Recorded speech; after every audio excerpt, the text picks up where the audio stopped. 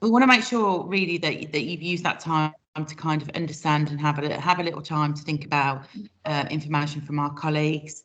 Do engage in the chat. If you have any other questions or comments or want to connect with our experts across the region, just to help navigate the complicated funded landscape. Obviously, we've got a whole host of individuals on hand. We will be sending out recording of the slides along with the fact sheet and future webinars across the whole of the West Midlands region, so actually you get an informed choice across different programmes, and also you can have a bit of a deeper dive. So this was quite high level really to understand. And then following on, there is an offer of a free skills gap analysis with our colleagues at the LEP, your local LEP. So to finish, and Holly, you're no means last, we have Holly Whittles from the Federation of Small Businesses. She's the regional chair. She's also the business owner of 2 high-tech companies. She'll be offering a final message before we close. Holly, welcome. Thanks everyone, and I'm really glad that we've all taken part in this webinar today to explore these government initiatives and grants which can help you to develop these real short-term and long-term skills plans for your workforce.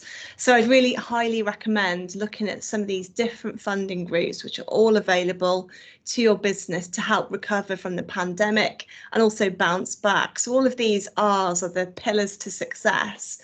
And as businesses, we do need really clear recruitment and success plans, and we need to provide those opportunities for career progression. And we also need to start thinking about future workforce planning to make sure that we've got things like the right skills and the right people available at the right time.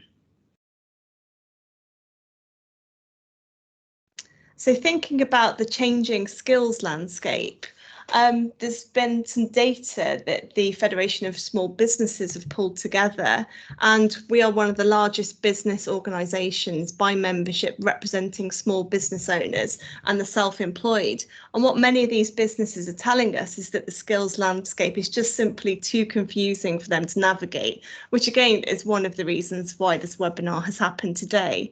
So it's really critical that as businesses, they are aware of these opportunities available to them and how you can actually upskill, train and recruit new talent, because businesses, and especially small businesses, they are the cornerstone of the local economy. So some stats to back this up, 5.9 million UK small businesses existed at the start of 2020, and of those they account for 99.99% of the business population. So 3/5 of the employment, around half the turnover, was in the UK private sector, and employment in small businesses was less than 50 employees, was 13.3 million. So some really useful stats there. So that brings me on to collaboration. And as a business owner myself, I recognise the need for collaboration to help address things like the skills landscape. So it's vitally important that we all work together as partners to help businesses access the right support, and so that we can signpost them to the most relevant things to them. And also I'd like to recognise the invaluable role that small businesses play in supporting the local communities, including well-being and helping to enrich fuller working lives. So that brings me on to transformation. And throughout the pandemic, small businesses have had to adapt and diversify the products and small business offerings that they were making, products and services. They've had to alter business practices to allow them to keep trading. So therefore, this has required new skills and changes within the business. And as a digital business owner myself, we've been at the forefront of enabling some of these businesses to adapt and utilise things like emerging technologies. I found it really interesting, the Federation of Small Business have pulled together some stats on this and found that 24% of small businesses have increased their use of digital throughout the past year, and 10% have diversified into new services. And that was just in the first lockdown.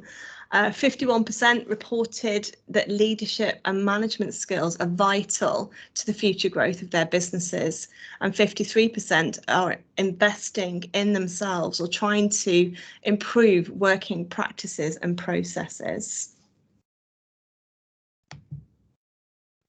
So with business support, from my own personal experience of running a business, what we've tried to do is assess our ongoing workforce and skills needs.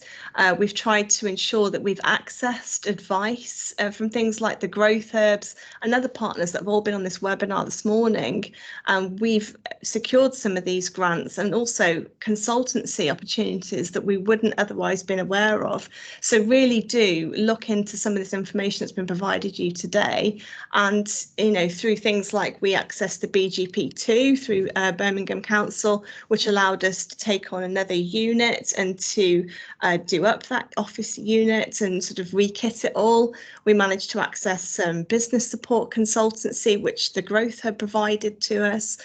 We were also accessing other funding in terms of apprenticeships. So all of these things you can find through connecting with these partners. And I'd highly encourage you to sort of look at those different routes, and also they can help you demystify the kind of the jargon and the language being used and clarify those routes to support. So finally, calls to action. Look into things like the Kickstart scheme, the T-levels and the apprenticeships. They're a really good way to hire talented people. And in our business, we've literally just taken on a new apprentice. Like, she emailed me about an hour ago saying she's going to say yes. So we're really excited that even, today we're taking on an apprentice, and it's just really exciting to see the difference she can make and how she can add more value to the business. But it's not just about young people, it's also about upskilling existing people. So I've taken advantage of the apprenticeship scheme myself throughout lockdown. I've done one as an adult apprentice, a course that I've always wanted to do, and I've done it via the apprenticeship route. So it's not just about the young generation, it's about skills throughout the whole landscape. So it's about helping businesses to recover and to grow. And that's why this webinar has been a fantastic opportunity to highlight all these different partners and initiatives. So as a fellow partner, the Federation of Small Businesses is really keen to engage locally and nationally to help identify what works and what doesn't help. So in my role as regional chair for the West Midlands, I will help promote this skills recovery agenda. So it just leaves me to say thank you very much for joining us this morning, and I hope you have a really good and productive rest of the day. Thank you so much, Holly, and for coming on and talking from a Federation of Small Businesses perspective. And thank you again to everyone who's joined us here today. That is it. If you have any further questions or any content topics raised, please get in touch with a member of the team. I see everyone's been putting their contact details in there. You'll receive a short survey after the end, as Olivia's put in the chat. You'll also have a takeaway, and you'll have a recording of the slides. So if you've enjoyed it, my name's Louise. If you haven't, my name's Hannah. If you're not already following us on social media, please do so, along with our partners. But do please keep in touch, and we look forward to hearing from you soon. Thanks, everyone. Have a great day.